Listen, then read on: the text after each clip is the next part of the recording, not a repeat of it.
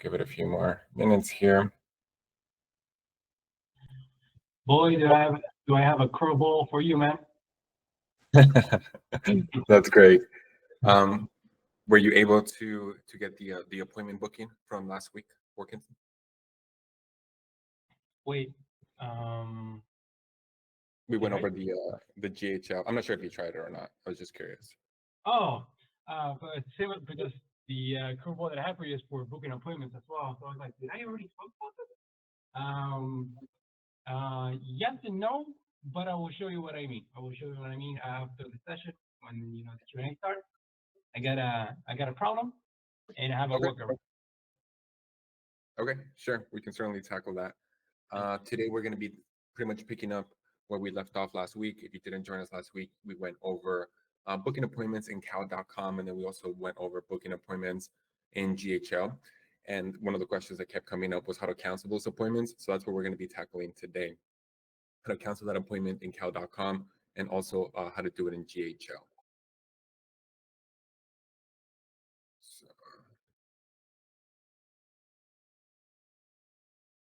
I'll wait like another minute here or so. There's still a couple of people coming in. Alex, you know Yeah, what I what's up? noticed? The recording from last week, I don't think it's on the YouTube channel. I don't know if it wasn't posted because that was Okay, I can video. check. I know the Notion has been giving me issues. We're actually going to be moving to somewhat of a public school group, um, just so that we can have like all videos and everything, all resources together there. But I'll check on the YouTube. And I know a couple of you last week also asked for the Mila note. So I do have that, guys, for you if you guys did want to get that, right? So this is that whole somewhat breakdown of a process. So Yep. this is the template that I created that you guys can just go ahead and access, which just has some basic stuff like kind of how I would handle it, just like a PRD document, collecting like practice information or whatever business information that may be for you. Obviously, this is just like um, an example for like a medical clinic, but you can change this to your own liking there. And we have like call handling scenarios on here. Again, these are just samples of how to handle it. Um, and then like kind of like the whole little process there, as well as the persona there for the receptionist, some conversation design. So hopefully you guys find that helpful. I'll actually paste that here now so you guys can just get it now. Thank you, Alex. I think I have to do this one.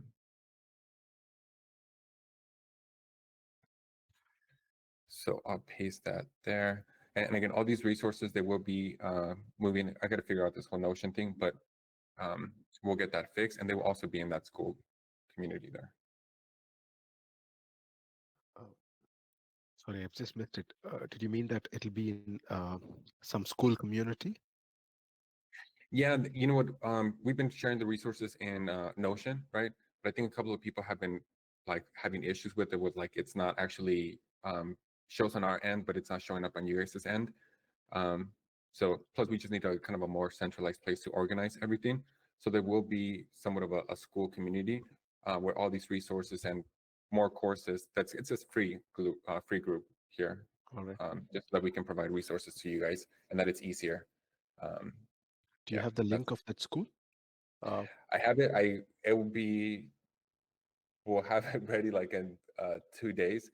I can send it to you now. There's literally nothing in it. No problem. Because I got to put the courses in there and a couple of other stuff, but I can share it with you if you like now. There's really nothing in there, but you can join it if you like. That's going to be it there. Okay, cool. So you guys got that Mila note there. Cool. Any questions really quick before we get started on last week's, on what we did last week, which was booking the appointment. We booked the appointment using cal.com, which we can go through that scenario briefly, just as a reminder. And then we also did that in GHL. So if we take a look at our conversational flow, right, we worked on this portion of the flow, which is the user wants to book an appointment.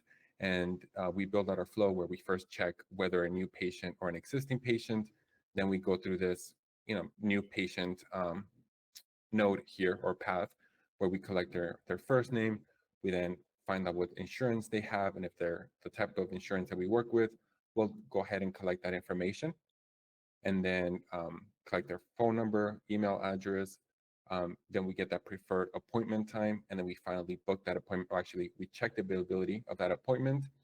If everything looks good, then we go ahead and book that appointment. So we did this for both cal.com and GHL. And then today we're going to be working on the other node here, which is going to be canceling the appointment. So if they want to cancel that appointment, I'm going to show you guys how to handle them. We're going to be using N8N for this. There's not a native function yet for doing that. So we will have to use a little bit of code here, which is going to be very, very simple. I'll walk you through it, and we're just going to be using N8N for that. Any questions before we get started? Make sure this video is recorded so we can go back to it, same as last week. It's very useful if we can go back to the videos and look through the steps. Okay. Will we be covering? We can certainly cover testing and perfecting. So I'm not sure how to pronounce your name. I'm sorry, Harun, if I butcher that. We can certainly go over testing, which we are going to be doing some testing on it, on primarily the booking appointments. Some of those workshops that I originally had planned out, they're going to be changed a little bit because some features are not yet released, which they are coming. But yeah, today we will do a little bit of testing. Again, we're primarily going to be working on canceling that, and then we'll test that function out. But the testing and perfecting will kind of continue to be ongoing, if that makes sense, hopefully. Cool.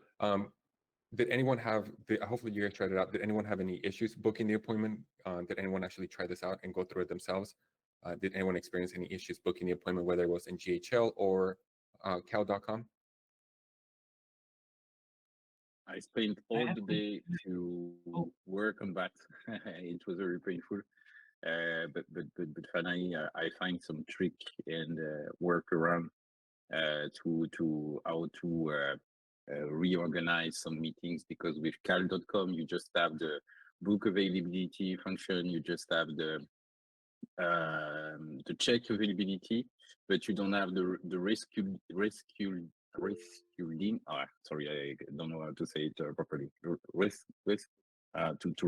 reorganize the meeting. Yeah, help me please. Reschedule. Rescheduling. Sorry. Reschedule. Yeah. And that is a workaround I found, just to share with everybody if you have the same issue.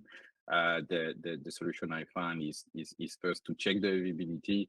Then when the meeting is available, even if it has been booked in the past, you go on rescheduling with the right timing, just at that moment.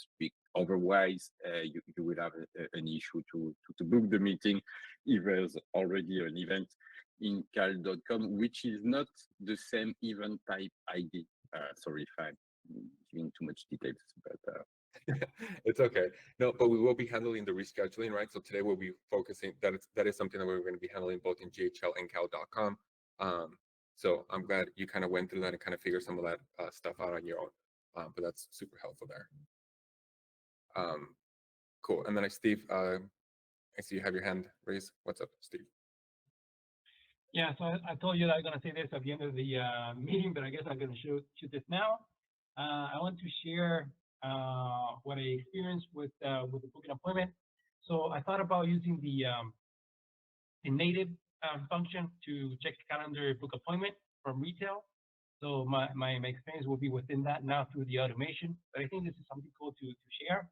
So I was having this issue in which the AI thought we were in October 2023.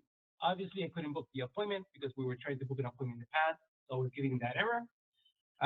So one thing that I asked this in the Discord channel. So I was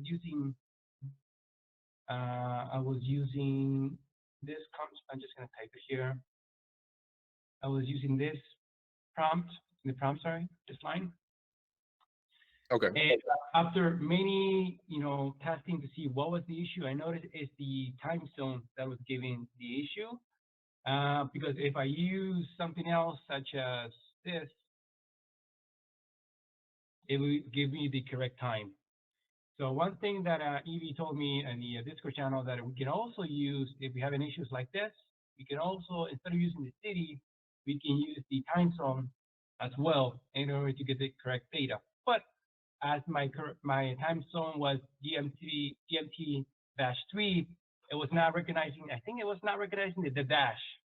So if I enter like this, it will still not work. So my workaround, and I think this is not a proper workaround, but it did give me the correct time. It was doing it like this way. So the last one, I was giving the current time function to check for the time zone that it works. And then in the same prompt, I would say, okay, convert it to the time zone that I need.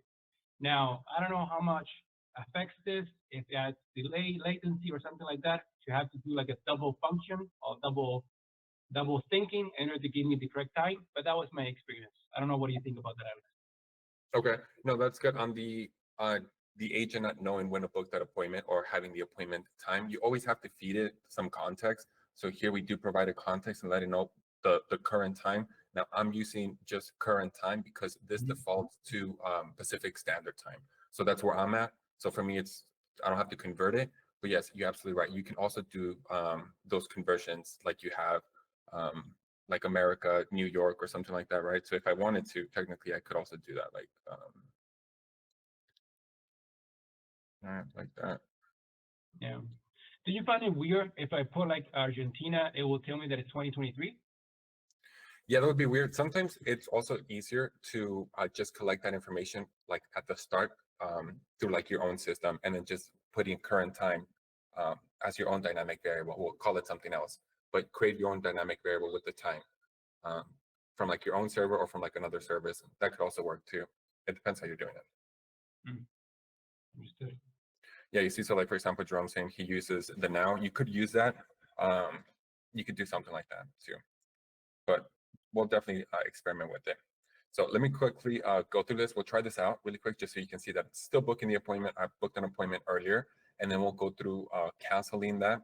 And then, yeah, now here in the call, can you type 1 if you use cal.com or 2 if you're on GHL? That way, depending on who's using what, then we'll focus on that first, and then we'll do the other one second. Okay, so cal.com, perfect. So we'll do that one first. We'll do cal.com and then we'll do GHL. So let me give this a call. That way we can see that it's booking that appointment, and then we'll go ahead and cancel that. This is what I did earlier. So let me give this a shot. And then we can also see how it's going through through the notes here. Oh, let me share my audio. That's right.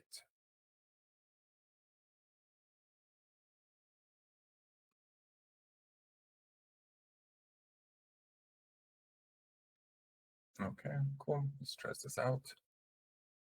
Hopefully you guys can hear it. Thank you for calling Retail Dental. Mia speaking. How may I help you? Hey Mia, I need to make an appointment for a dental cleaning. Of course. Are you a new patient with us, or have you visited our office before? Yeah, I'm a new patient.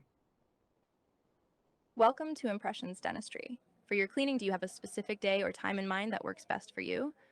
Yeah, can we check for Friday at 10 a.m.? Got it. Before I check availability, could I get your full name, please? Yeah, it's Alex Rodriguez. Thanks, Alex. And do you have dental insurance? If so, could you let me know the type? Yeah, I have a Delta Dental. Great. We work with Delta Dental. Do you happen to know your insurance ID number? No, I don't have that with me. I'll give it to you later. No problem at all. Just make sure to bring your insurance card with you when you come in. Could I also get your birth date, please? Yeah, it's March 1st, 1995. Thanks, Alex. Could I also get your phone number to confirm the appointment details? Yeah, it's alex1023 at gmail.com. Thanks, Alex. Could you also share your phone number, please? Yeah, it's 310-980-5543. Thanks, Alex. Let me confirm your email address. You said it's alex1023 at gmail.com, right? Yeah. Perfect. So just to double check, that's alex1023 at gmail.com, right? Yeah, that's correct. Thanks, Alex. So just to confirm, you're looking for this Friday at 10 a.m., right? Yes. Let's check that for you. Alex, we do have an opening this Friday, April 4th, from 10 a.m. to 11 a.m. Would 10 a.m. work for you? Yeah, let's book that. Let me book that for you. All right, Alex, your appointment is all set for this Friday at 10 a.m. Is there anything else I can help you with? Nope, that's it. Thanks. You're welcome, Alex. We'll see you Friday at 10 a.m. Have a great day. Yep, you too. Cool. All right, let's check that. So now we should have that booked. Perfect. There you go. There you see it. Friday, 10 a.m. So that worked perfectly. So now let's go ahead and actually cancel this this appointment here. And we're going to be using N8N for this. So all I have is just a very simple workflow here. Now we're going to be, the way we're going to be triggering this is going to be through a custom function. Or Wait, Alex, you right, need to yep. Let me stop sharing that, and because I'm not sharing. Cool. There we go. So the way we're going to be building this is going to be through a custom function here. So we're going to be creating one that's going to be called cancel appointment.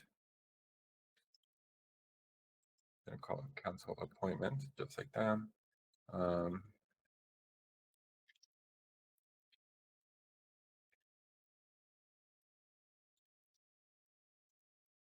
Okay, perfect. And then we need to give it a URL. So we're going to go to our N8N workflow. And here we're going to create a webhook. We're just going to do a webhook. We're going to change this to a post request, just like that. And then we're going to copy this test URL. And then we'll go back to retail. And then we're going to paste that in here. And then we need to create some JSON, right? So some parameters, because when we cancel this appointment, there's some information that we need to collect from the user. And I'm just going to click example 1, just so that we have something to start off with, and then we'll change this to fit our needs. Now, let's go to the documentation here in cal.com, and we're going to see what we actually need. Now, the first step is we need to check those bookings, right? So we first need to find that booking from that user, and then we need to cancel it. So we're going to be using this bookings endpoint here. And this bookings endpoint, we need a couple of things. So we're going to need the version, that's fine. We need to authorize, so that's fine. But we need to search for this user. And one of the things that we can use to search for them is going to be this email address. So we collected the email address. We can ask the user to tell us their email, and then we can use that to locate their bookings. And let me see if we can use their phone number. I don't see phone number on here, actually. Okay. Perfect. So we'll go ahead and use this this email. So all we really need is Sebastian. Yep, you have a question? Yeah. Is the AI accurate enough to get the email like wrote in the right way every time? What's that? Say that one more time. Is the AI accurate to get the spelling of the email right every time? No, it's not. I think email is a bit of a problem, honestly. It's some people have like easy emails and some people have like really weird emails, and I feel like that there's a lot of back and forth going sometimes, like trying to make sure that that's correct. You can see the prompt that I have in here. There's a bunch of other prompts. I'm not sure if you guys have tried any in particular. Let me see. Let me save this really quick. But even this prompt here, like repeating it back, like you heard it, that was even clunky, right? So we're still going to improve that, and we're going to continue to improve that. But I haven't found a way to make it like 100% reliable, to answer your question. Typically, I would like to use a phone number. Do you have any prompt sets, that default prompt sets that you have for phone numbers, emails that you have tried so far? I do have some. I would have to like maybe put those in a list, and I can share that. Yeah, I don't have those. Yeah, but I do have. Hey, so I actually found a way for myself for if this would be actually useful for you guys.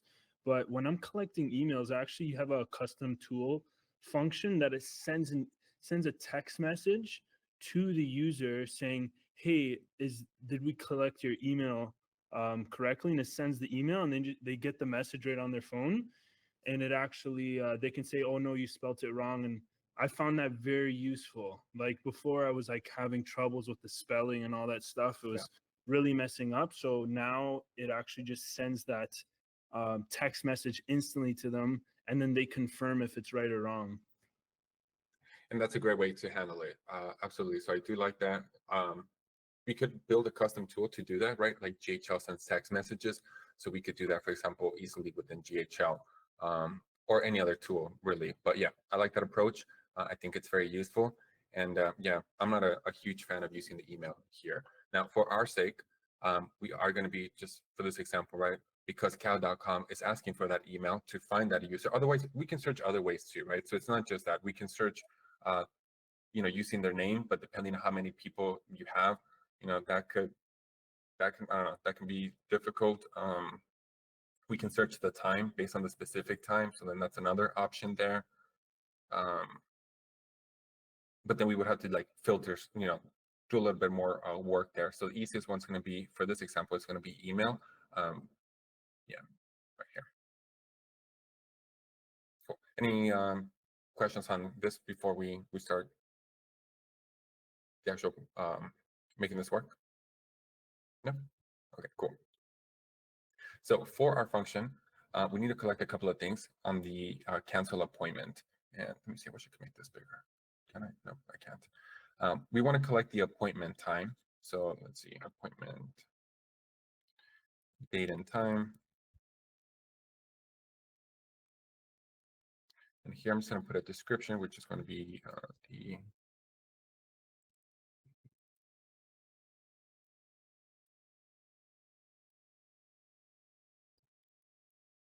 So we want to collect the appointment date and time.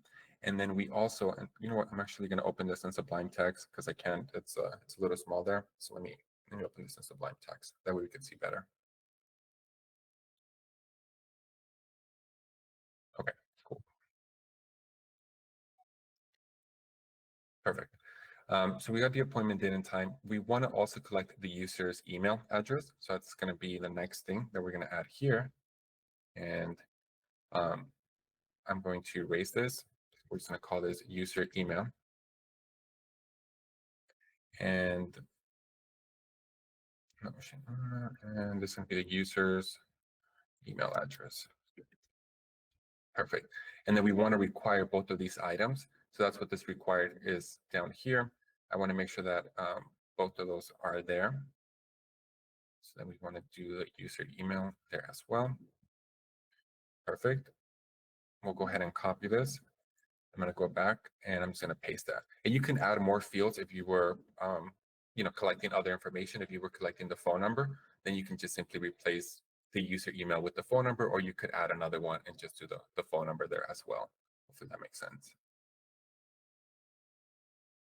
Okay, perfect. So everything looks good here. I'm going to go ahead and click save. We'll click this. Let's see, cancel appointment. We'll add it. Perfect. Let's go ahead and drag this over here.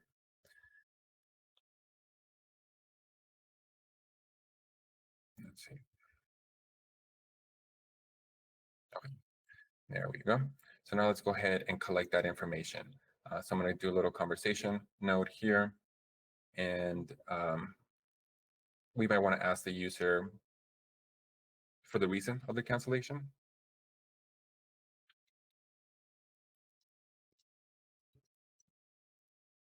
And you know what? Actually, I just remember we should also collect the user's full name there as well.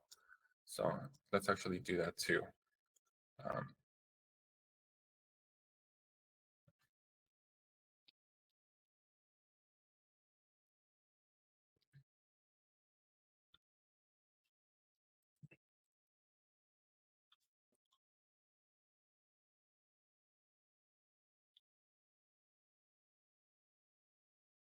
Okay, there we go. So now we're collecting the email and their name and then the appointment date time. Let me update my function really quick here. I'm just going to update these parameters. And please let me know if I'm going like too fast or if something is not clear. Okay, cool. So we want to ask a user for their full name and the reason for cancellation, which that can also be passed as a field if we wanted to.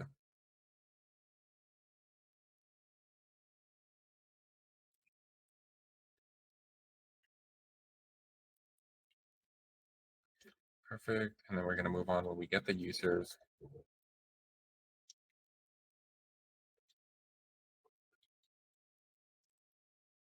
Perfect.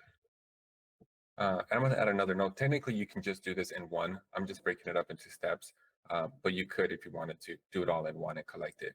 The other thing that we need to collect is a user's email address.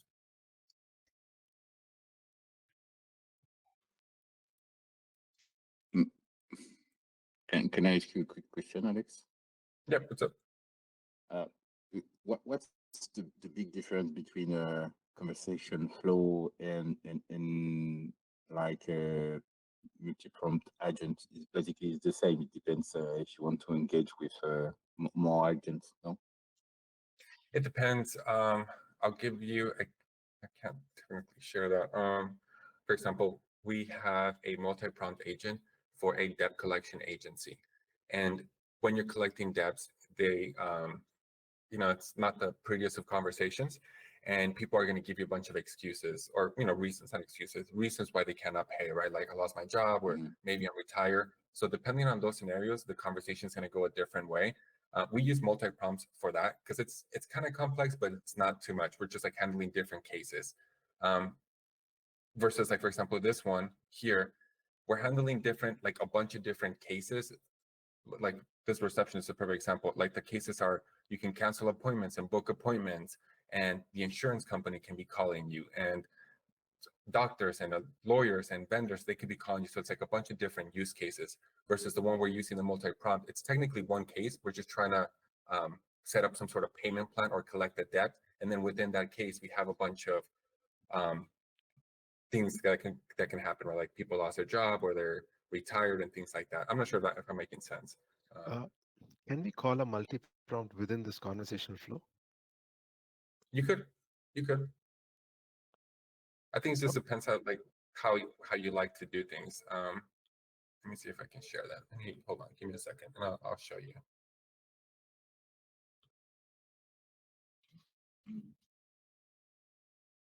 That way you can kind of get a little idea there. Just give me a second.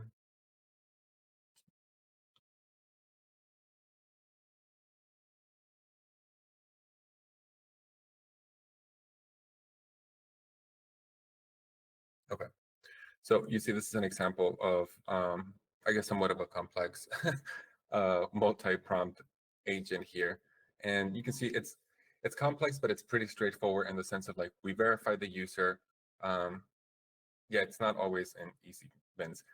We could probably do this with the conversational, but in my mind, this is just more logical. Like I can just see it, the different steps, and then we have all the different reasons why the people didn't pay, right? Or the different things. And you can see this one's like very, very lengthy. It's just going. It's pretty big.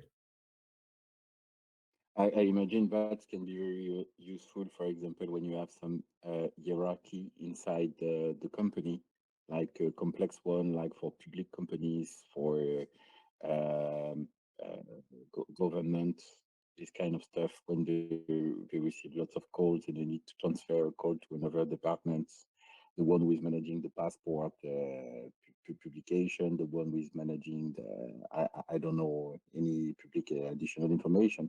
This is the kind of use case where you recommend to use the multi-prompt agent, I guess.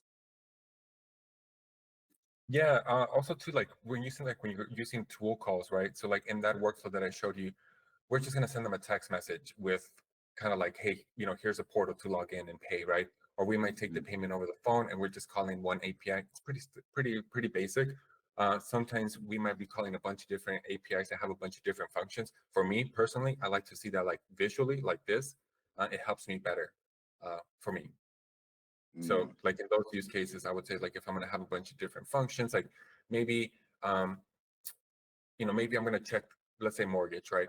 I'm going to collect a lead. Maybe I want to check their house or do some, give them an appraisal, and I'm checking city records and who knows what else. And I have all these API calls. It's so much easier for me to just to see them like this versus somewhere within the prompt, if that makes sense. About the prompt you mentioned, what is the level of hierarchy in terms of you give information? For example, I use it the multi-prompt. Yes, I think it was a multi-prompt agent. I give a prompt inside the agent information, and also outside with the node, the global node stuff. And when you are in edit prompt 3, I give some information there, and they were opposite information. And it seems the one who has been taken in consideration is the one I put in multi-state agent main window. So in the workflow you are now, so the conversation flow agent, the level of hierarchies, I mean the top one information that will be taken in consideration is the one you put in the global node. I'm not sure if I understood that correctly, but I guess the orders of importance of where it's going to reference the information. I'm not sure. Yeah, when you basically, to make it, to rephrase it very simply, when you do a prompt with some instructions, if there's several places where you can put this prompt. You can put it inside the global node. I don't know if it's the name, sorry. Yeah, like this. In the global settings, right? Just like we have this one here. Exactly. And you can put it inside the some other area, which I don't know how you call that. So and I was curious to understand where is the best place to put a prompt to be sure it would be this one that will be taken in consideration whatever is the stage you are in the conversation. Yeah. I mean, I would say like, I don't know how to describe it, but like all global stuff should go in your. Yeah, that's a bad way to explain it.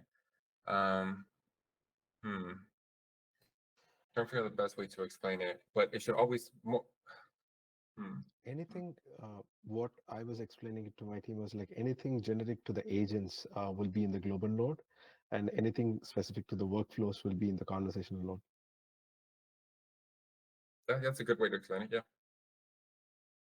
And is there, how do you call a multi-prompt into a conversation flow? Would you be able to help me show that?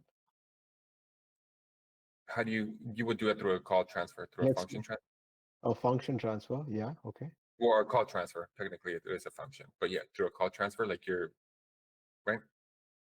No, so what I was asking, like, let's take an example. Oh, you have built a debt collection in multi-prompt, correct? And a separate agent in a multi-prompt method.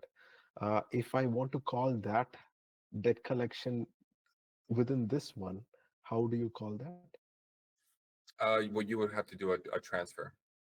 So we would use a transfer. Okay. You're basically you would have to do a call transfer, right? So and then you would transfer that person to that other agent. It is okay. Transfer it. Okay, would you be able to help me show that? Is it just a number transfer?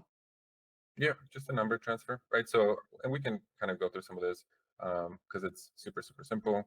So let's say Let's take an here, example. let's say Without a you feel number transfer, can we directly call that as a subflow here?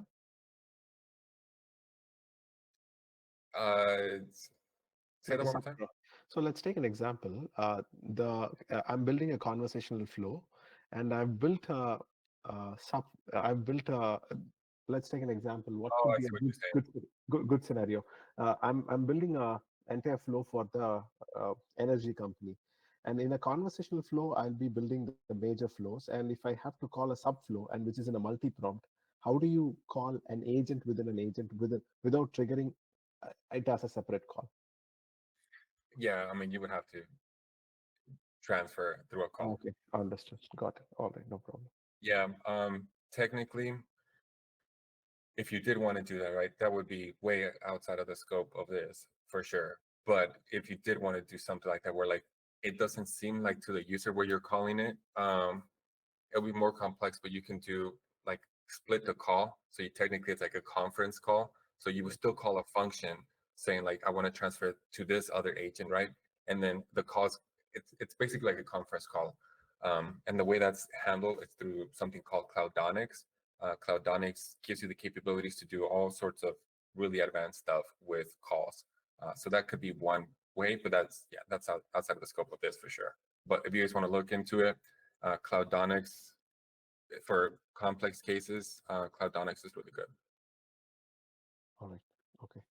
This helps. So you could do it through something like this, but again, this is more complex for sure. Understood. And it is better to go in a conversational flow rather than a multi-prompt, right? For complex scenarios.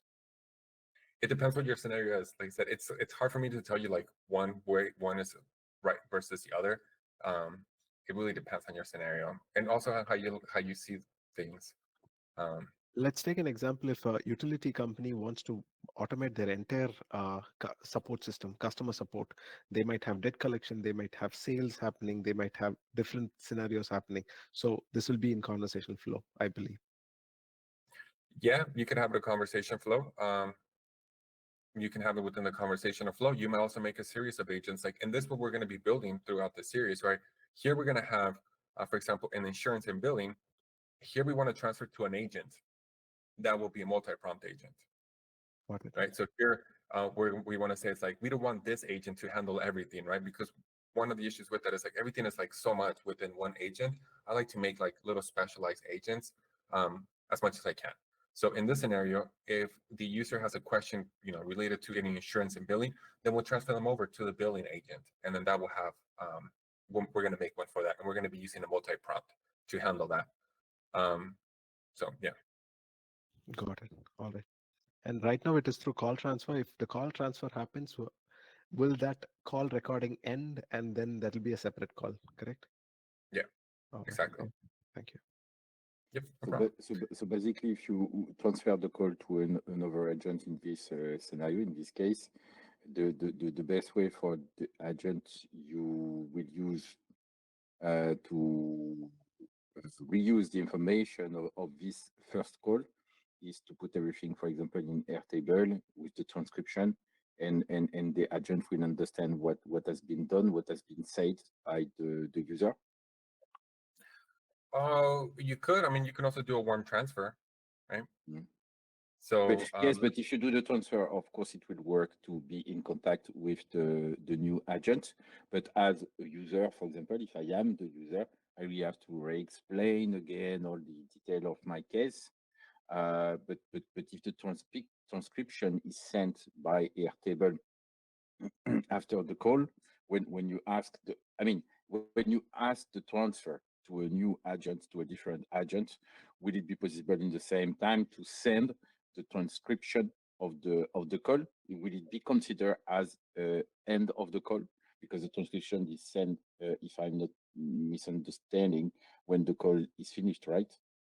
yeah, well, one way that could be handled, right, is the calls, we create the function, right?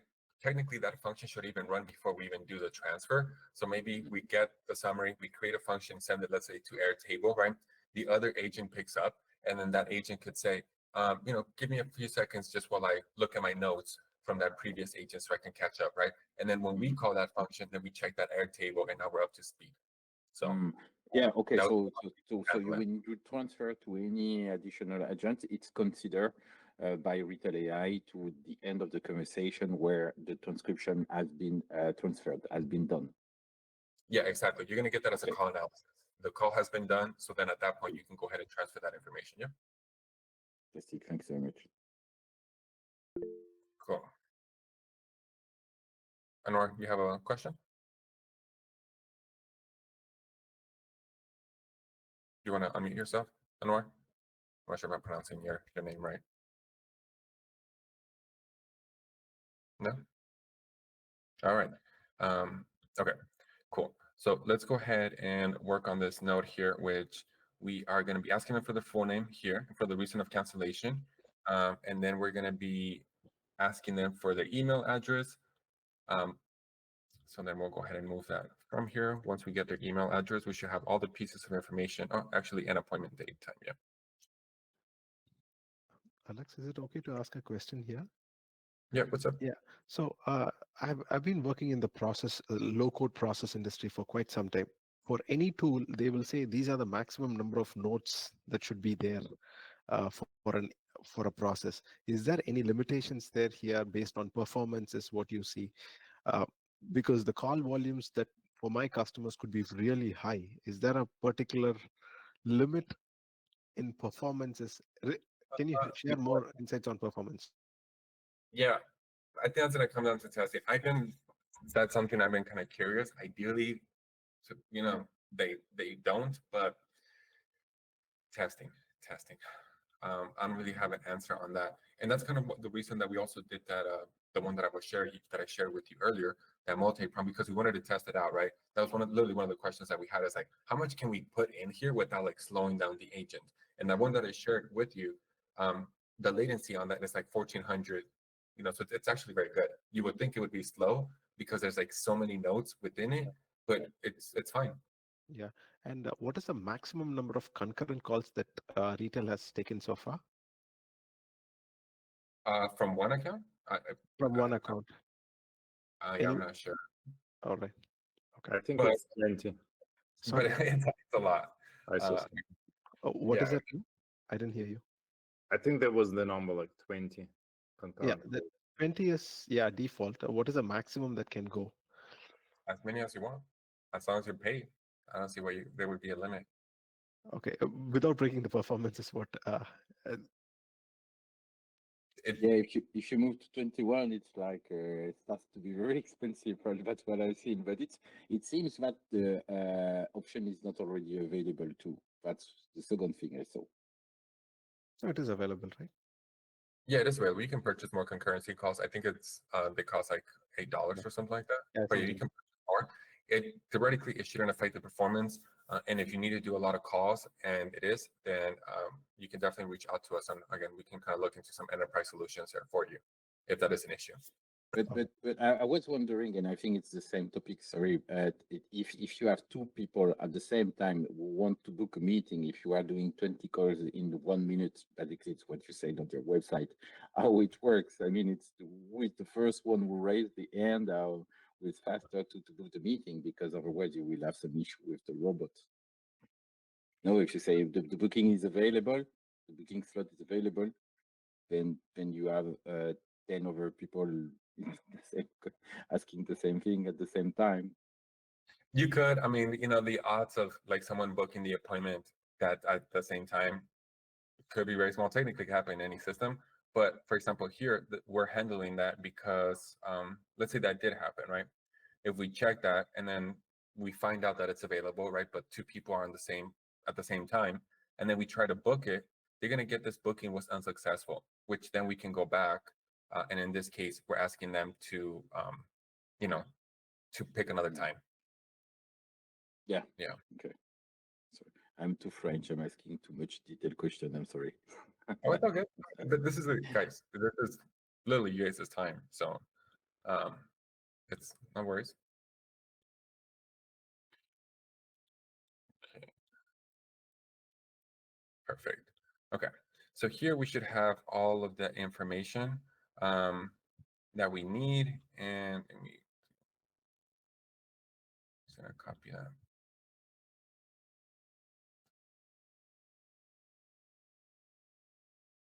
Let's go ahead and give this a shot.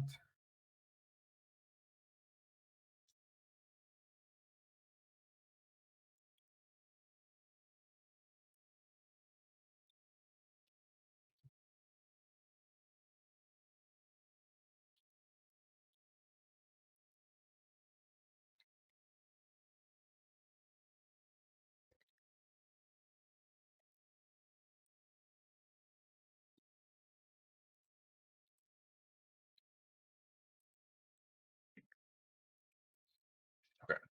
So let's run this, and then we should have that information there. And then really, let me quickly check what email address I used here. Alex.13. Okay. Okay, so I'm gonna test this workflow out, and yeah, let's go through it. So let me on N8N, I'm just gonna listen for event here, and then we'll give this a call. And I see your hand, Anwar, so I'll get to you. Just give me a second here.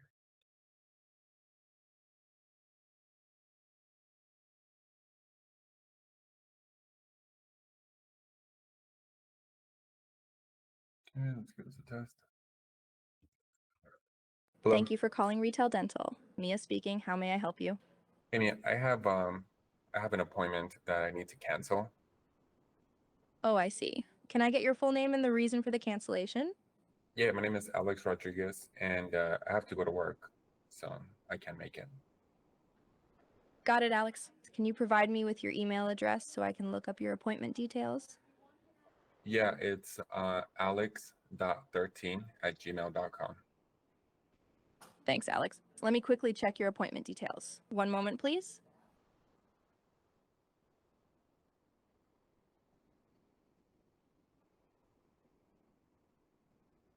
Okay. Thanks for waiting, Alex. I've got your email. Let me confirm your appointment is on date and time. Is that the one you'd like to cancel? Yes.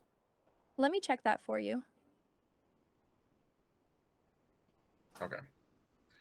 So I prompted that a little bit wrong, but it still worked. So let's take a look at that. So I'm gonna go ahead and end that. Then I'll share my other screen.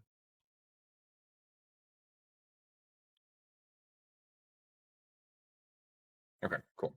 So this is the information that we got from that request, from that function call. And if we minimize this, down here we have this cancel appointment. Now, to your point, right, back to the whole email thing. This is perfect example. My email is, the email that I had was alex.13, and it like spelled 13 instead of like writing 13, right? So yeah, stuff like that is a problem. I think that's what you guys were talking about, the whole email situation there, right? So I'm going to, okay, so next step is we're going to make a function call, or we're going to make a request to the get all bookings. And obviously we'll fix that email thing right now, but we're going to be making a get request for all the bookings here. So, and we can actually just click on try it. I already have my API key here, which if you don't know where that's at, we can go to back here. And if we go down to settings and here API keys, and then there's your API key there. So you can just copy that or create a new one there. So we go back here. We need to fill out a couple of pieces of information, which is going to be an email. So here I'm just going to type my email for now, just as a placeholder. Just like that. And that's wrong.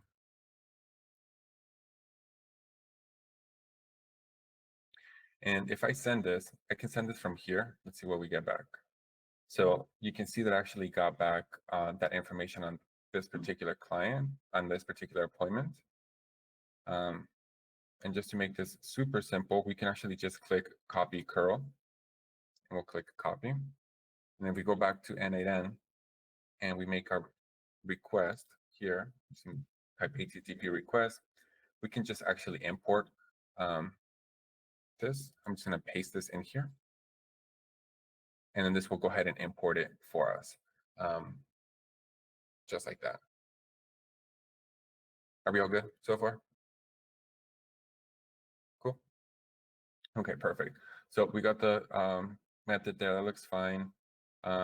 We got our headers, authorization. Everything looks good there. What else do we need to send? Let's see here. Oh, there's the query. Okay, so let's go ahead and test this. And then we get back this. So let me make this bigger. So you can see we got back this appointment. There's an email, there's a user, and then here I have my appointment ID right here. So this is what I can use to then go ahead and cancel that appointment. Now, if this user had a bunch of other appointments, then we will most likely need to loop over this to check all the data, right? You can see that there's only one item in this data which is this one here, but there might be more appointments. So then we will need to take that into account. For now, we're just keeping it simple, and it's just one appointment. So we'll go ahead and cancel that. So now we got this. I'm gonna label this get all appointments.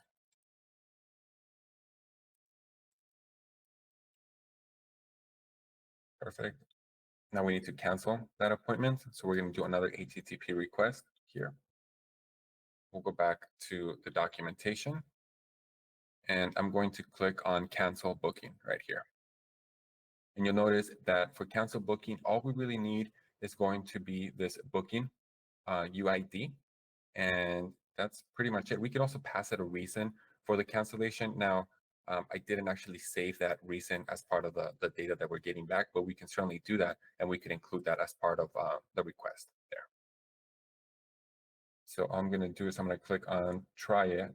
I'll fill this in with something, just some dummy data right now, because we're going to be replacing them. And then cancellation string, I will also fill that with some dummy data for now. And then I'm just going to click on copy right here. And I'll go back to N8N, and I'll do import. I'll delete that, and I'll just import that in here. And this will fill it out for us. Now we need to replace this. This is the appointment ID that we got to replace. So I'm going to delete this. And here you see we have our UID. So all we literally got to do is drag this in here. And that was put in the wrong spot. So let me grab that. Just like that. And we'll go ahead and pop that in right there. Perfect.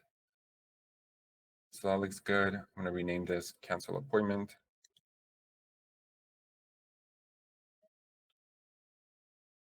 Perfect, perfect. So everything looks good. The cancellation reason, again, here, I'm just putting some dummy data. It's probably good practice to get the cancellation reason. So we can collect that. I'm just going to put that for now. And then we click test. You can see that that appointment was canceled. So let me see. We got a success. And if we go back to cow.com and we check our bookings, so that one was canceled. So you can see it disappear from there. So that's working. So now we can actually handle this through the call instead of us manually having to do that. Now, once we cancel it, we want to let retail know that that was successfully canceled. So we need to respond with something. So I'm going to add a little switch node here, and I'm going to type switch. And the only reason that I'm typing the switch is because I want to check. I get this status, right? So I'm going to drag the status. And if the status equals success, which is what we want, then we know that that was successfully canceled, right? So if it equals to success, that's great. That was successfully canceled. But if we get anything other than that, which I'm going to add a fallback output, and then I'll click on extra output here. If we get anything other than that, that means that there was some sort of issue. So we want to communicate that back to the user and let them know that we're experiencing issues. So I'm going to click it back. And then here, I'm going to add a code node. The only reason that I'm adding a code node is just we're going to return a message back to retail, letting them know something. So all I'm going to do is just type return, add those little curly brackets. And we're going to type parentheses and then result. And then we can say something like your appointment has been canceled. Just like that. So we're going to send this back to retail. And if we have some sort of issue, I'm going to duplicate this. We can also let them know. And we can say, oops, we're having some sort of issue.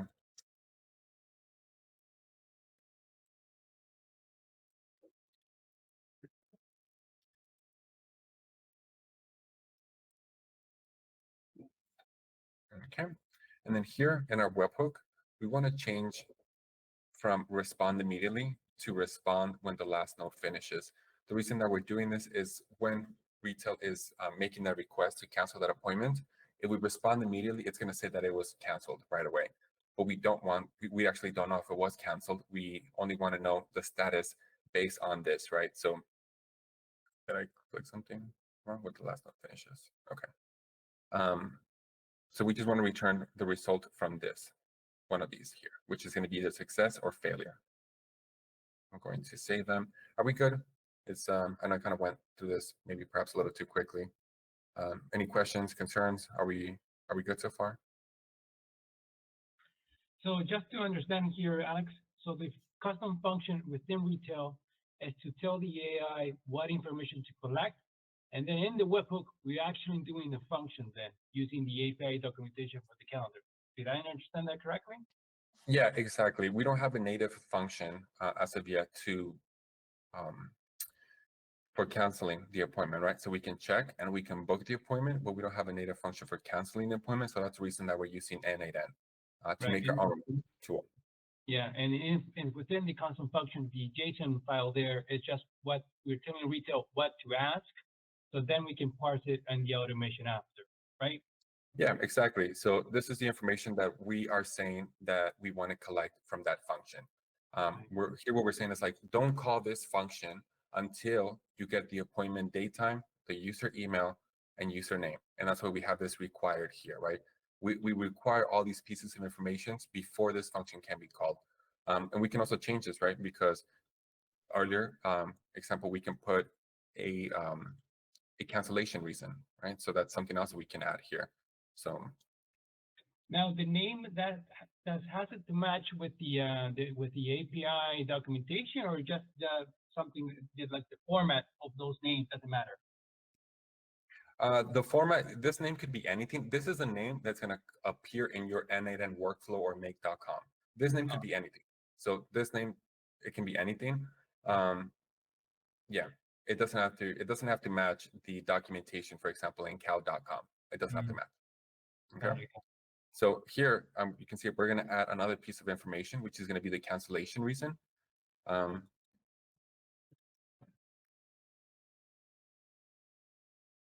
don't know how to spell cancel. Your appointment, just like that. And then here, if you don't put it as required, if the user doesn't tell you to you, it won't send it over. So sometimes you don't want to require it, that's okay. Here, I do want to require it. So I'm just going to add it to my required section there. Going to copy this, and then I'll go back to retail, and then I'll just go ahead and update my function there. So I'll click function. We'll go ahead and edit this, and I'm just going to edit these parameters again, just because I'm collecting the cancellation reason there. Cool. Are we all good so far on that? And clear on how this works? Just want to make sure. Yep. Okay. Cool. Yeah, that's great. Actually, sorry, I have one question. So when what's actually, I was taking a look at the conversational nodes, and what's the logic, what's the node there? Let me just triple check the logic node. Yeah, what's that node there? It just allows you to split it into a bunch of like if-else statements. I haven't played around with it too much, to be completely frank with you here. But let's see, how can this be used?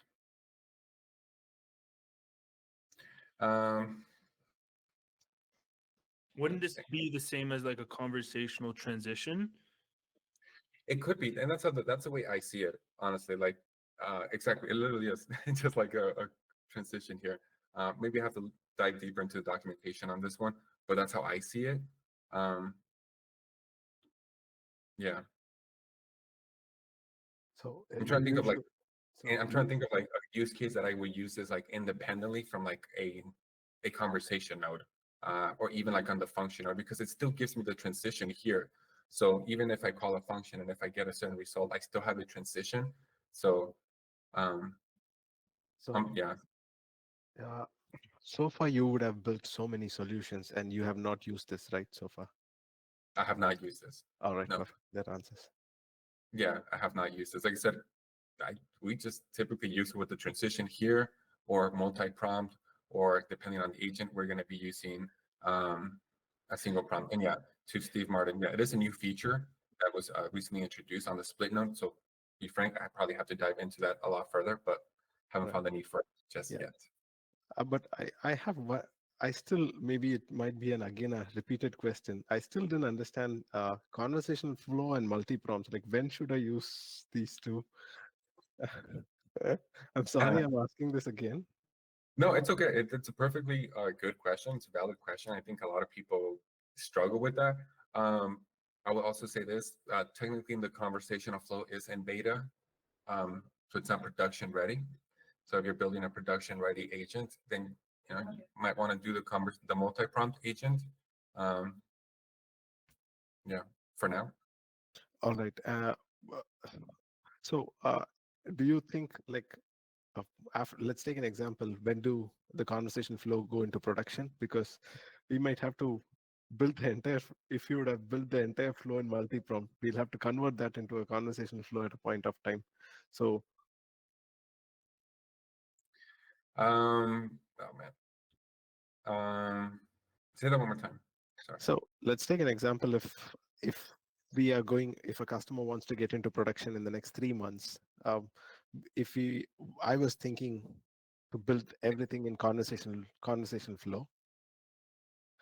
Okay. Uh, Yeah, if it, and it's not gonna take 3 months to go into production. Yeah, for sure. And you could. Yeah. If on that scenario, you can build it totally in conversation flow. Not a problem. Right, and they will not roll back or something as it is just in beta, correct? Yeah, no. All right, okay, thank you. Yeah, a lot of resources are going into the conversational flow. A lot of people like it. It's very useful. So a lot of resources are going into it. So yeah, it'll come out of beta soon. Yeah, sometimes what I see is in a particular conversation node, it keeps on loop, and it is not coming out of that loop. We'll have to keep on improvising it, giving different types of prompts. So let's take an example. It keeps hallucinating and it gets stuck in the same node. Yeah, we would have to see your prompt and see how that's structured. Got it. Yeah. Okay, cool. So just to recap here, we updated our function, right? We collected that reason for cancellation, and everything is pretty much set up. We set up our end-to-end workflow here, where we are going to be taking, see, so we're going to be using the email address that we collect to get all the bookings. And then once we get all those bookings, we get the particular booking that we're looking for, which is the last one.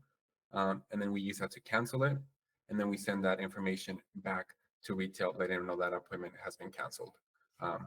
And if not, if it wasn't canceled or there was some sort of issue, then it's going to let them know that, sorry, there's nothing for me to cancel.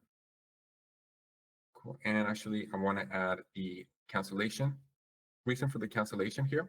And the way we're going to do that is I'm going to go back to my webhook here. And here under args, whatever name you give these right here, it's going to be the same name that shows up under args. This is the variables, right? So it's always going to be the same. So because we created that cancellation reason, I already know what it's going to be called. I can actually just drag this in here. And it's for now, it's going to say that it's not there, right? It's going to come as invalid, but that's okay because we know that we updated it. So let me copy that really quick, cancellation reason. And I'm just going to paste that in here, just like that. Now it's coming up as red because we didn't have a cancellation reason in this request. So it's totally normal. It's going to be fine, okay? And that's pretty much it. We'll go ahead and make this active. All right, we'll go ahead and save. And then I'm going to get my production URL, actually. Going to go back to my function and I'll update my URL. And the reason that we're updating our URL is we first need to send data to activate the webhook, and then we just change it over to production. Hopefully that makes sense there. I'll update this. I don't know what's up with this error here. I can literally just copy this JSON, paste it again, and then I'll update. Cool. Perfect. So we should be good to go. So we can go ahead and give this a try now. I have an appointment here that we can go ahead and call and cancel, which is going to be, let me see my upcoming appointments.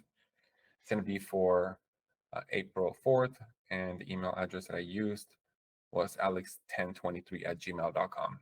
So let's go through that workflow. Let me share my audio.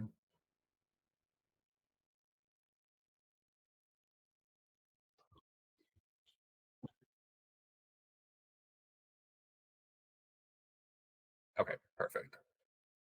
So let's test this out, and let me remind myself of my email, 1023, cool.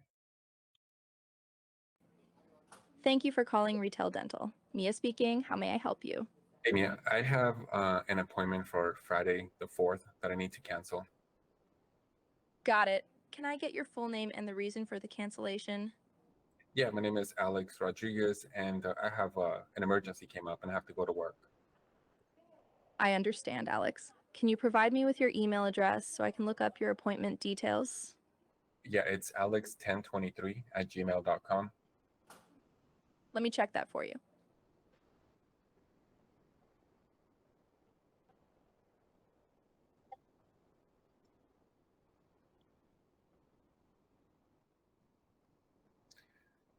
So I'm going to end this call because you guys can probably see I didn't actually even create a note here to respond to something, right? So that was my bad. But let's actually check the execution in A-Net-N, and we can see if that actually worked. So let me share my other screen now. So if we go back to our N8N workflow, we should see the execution. Okay, we can see that we got an error there, right? So let's find out what that error is.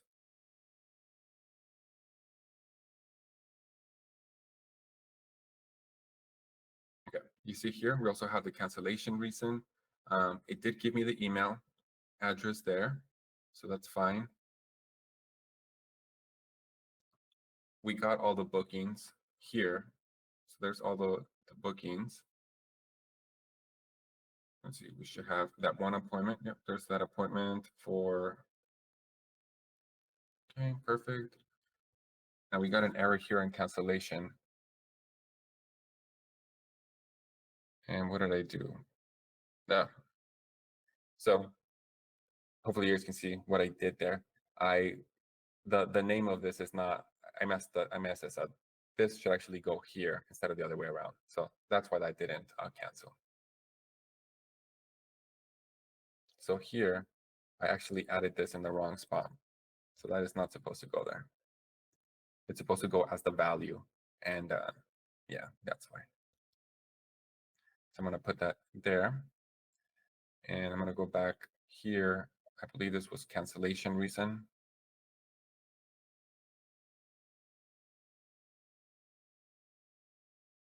Just like that.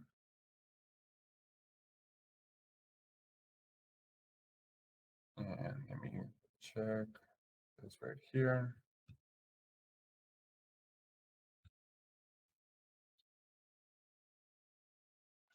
Right, that should be it, just, no. Okay, cool. So I'm gonna save this, and then that should be it. That should work. So let's go ahead and try this one more time.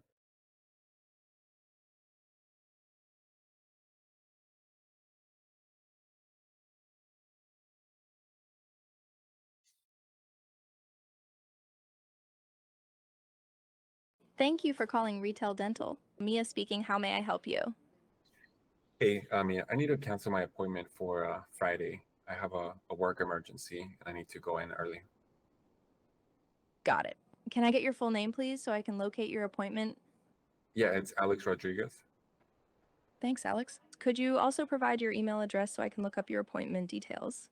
Yeah, it's alex1023@gmail.com. Thanks, Alex. Let me check your appointment details real quick. One moment, please. Okay, so that should have worked.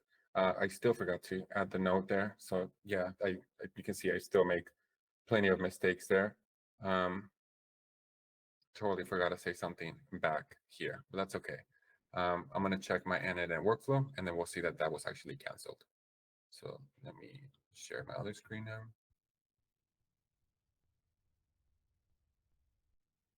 So let's see, execution.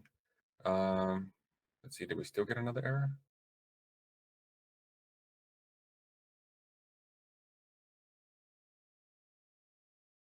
Okay, so we did get another error.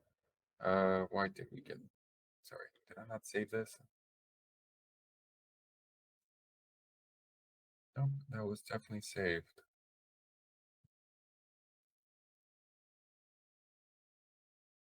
Okay, so something went wrong there. It didn't actually even call it at all this time. So let's find out why. And I'm gonna add a conversation note here, just letting them know that their appointment was canceled.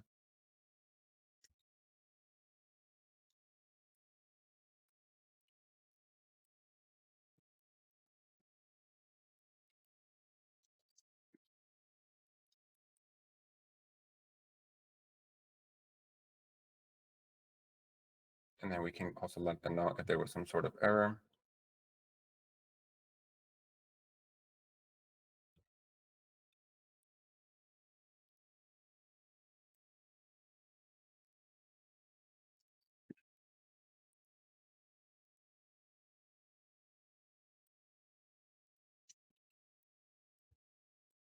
Okay, perfect. And here I'm actually just going to transition them over to actually,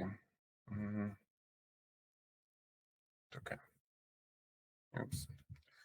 And that died. Sorry, my mouse pad died really quick. Sorry, like 10 seconds.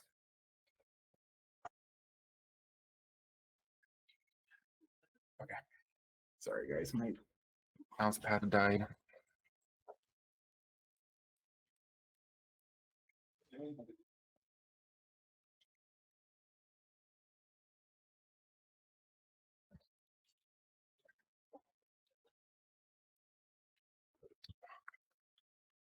Okay, there we go. Perfect.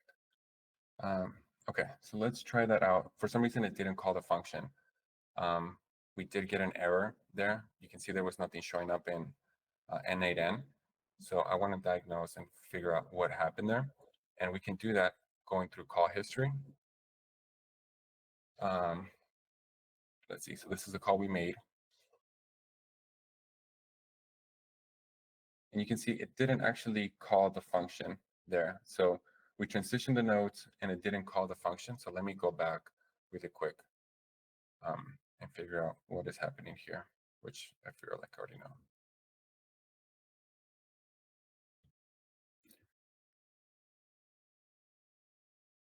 Okay.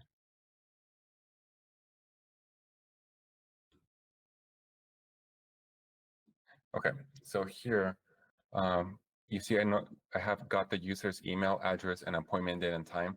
I'm actually not even asking them for the date and time, so that's what the issue was. So I'm going to delete this. And then that should be it. So let's go ahead and test this out now.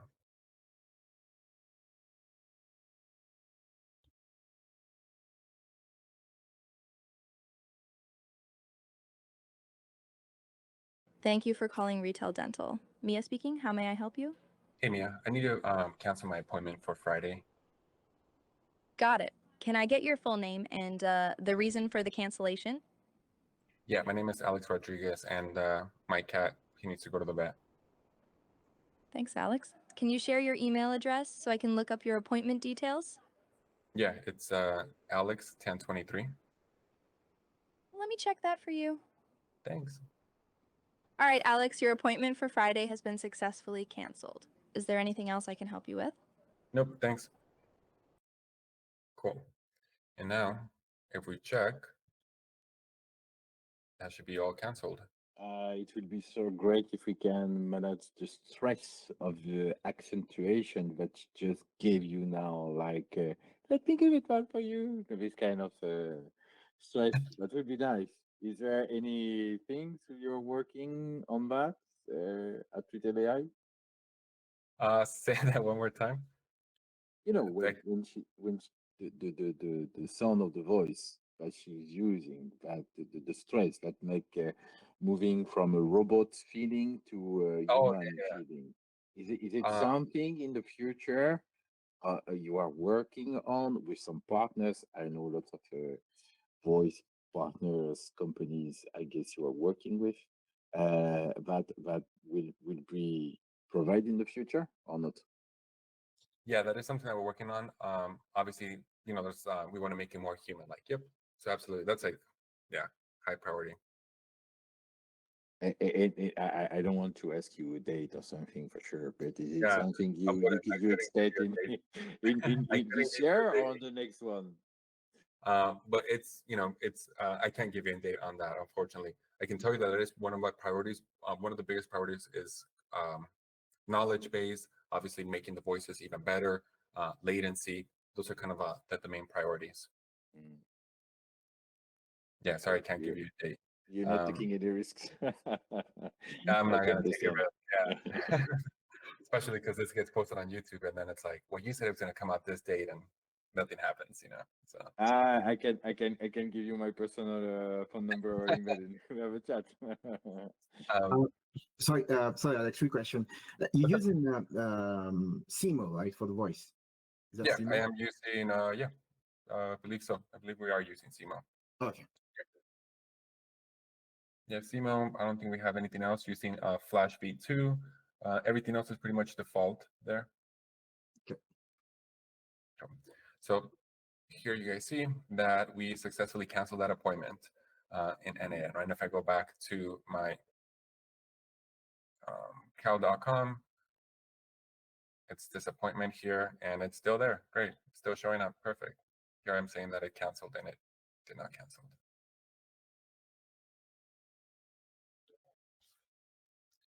Why didn't you? I don't think you have the domain of the email address. You give the email address, but didn't say it as at gmail.com. I think that's what I saw.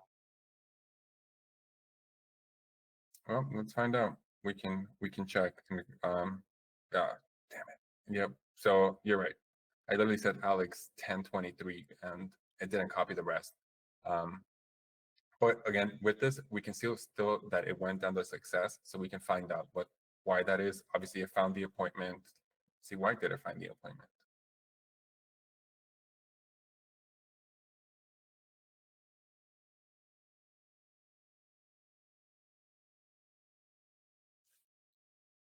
Interesting. Oh my goodness. So again, making mistakes here, guys. I hard coded this right here.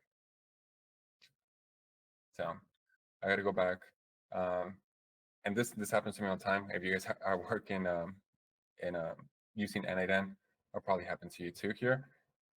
I hard coded the value, which needs to be dynamic, right? So I don't want to be hard coding the value. I need the dynamic value. So the way we're going to get that is going to be, let me see here. Let me just get that really quick.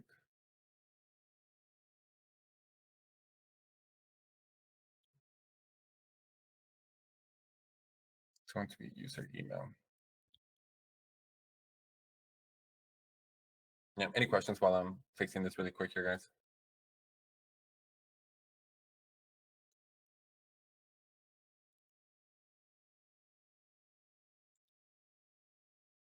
So all I'm doing here is I'm just pasting the information from the webhook. I hard coded it, which obviously shouldn't be hard coded. We just did that in the beginning, just for demo purposes, but I shouldn't have hard coded that. So I'm just going to change them, and we want the user email. The user email here instead of the cancellation reason. So I'm going to replace this right here, which is going to be the user email. And then this, now we should be good. So I know I said that already, but we should be good. So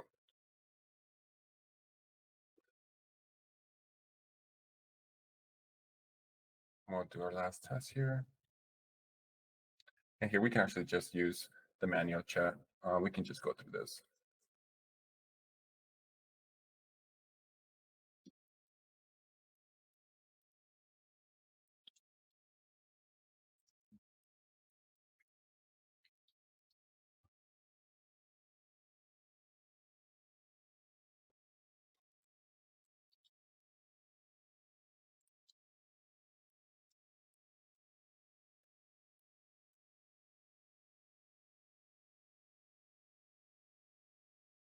Okay, so let's go ahead and just test the scenario. That's the email here that I have in my for this particular contact.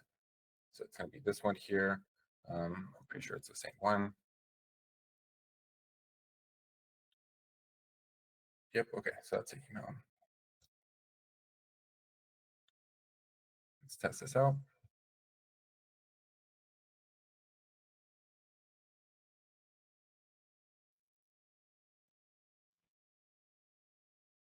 Okay, perfect.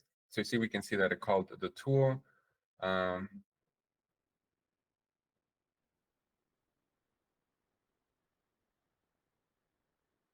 We can see we're kind of going on a bit of a, it kind of went on for a little bit longer than it should have, for sure. So something to be fixed there. But we did get a cancellation.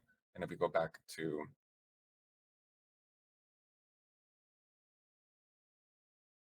cal.com, that should be canceled. So we go here. There we go, finally. So you can see that that appointment got canceled.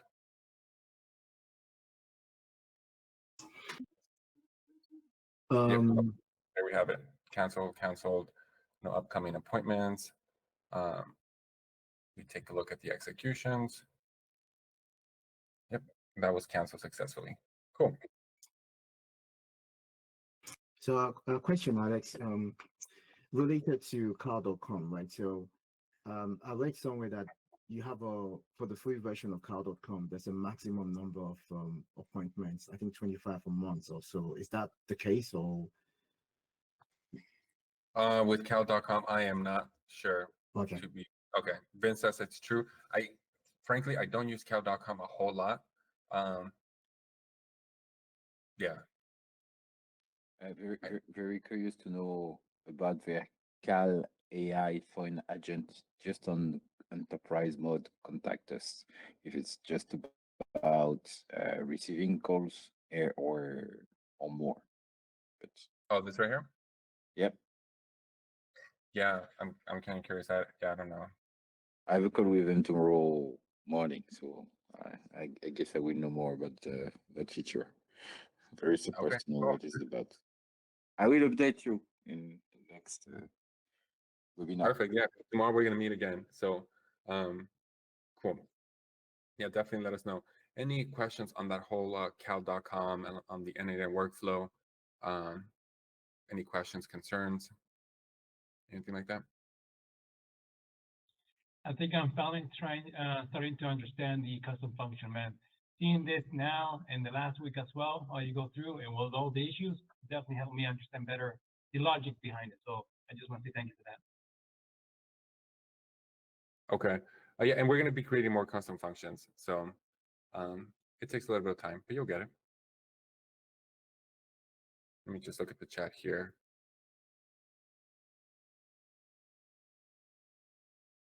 So Rahman, are you asking for the what the API limitations for cal.com is? Yes. Yeah. Let's find out. We should mention it somewhere here.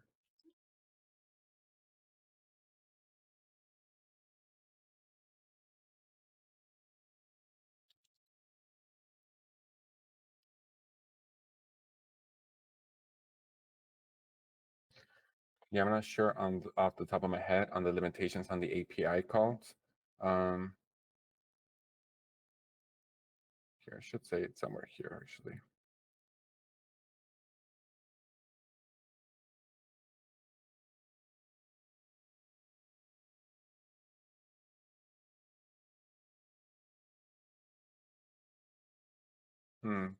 Yeah, sorry, it doesn't actually say that on here. I don't know them off the top of my head. Schedule event. They typically have them here, but yeah, I don't know them off the top of my head. Okay. So I'm not sure if anyone does here in the chat. Right. If anyone has It seems any info on the limitations. ChatGPT said there's no limitation, but not sure. Okay. Thank you. Yeah, no problem. Cool. Any other questions, concerns on anything cal.com or any of the workflow or what we're building? Alex, I got one question. So what are you looking for on the API documentation? Like, what are you looking for to then attach it on the automation? Just the naming of what you need to be called for, so you later can map it? That's what you're looking for when you go into those documentation?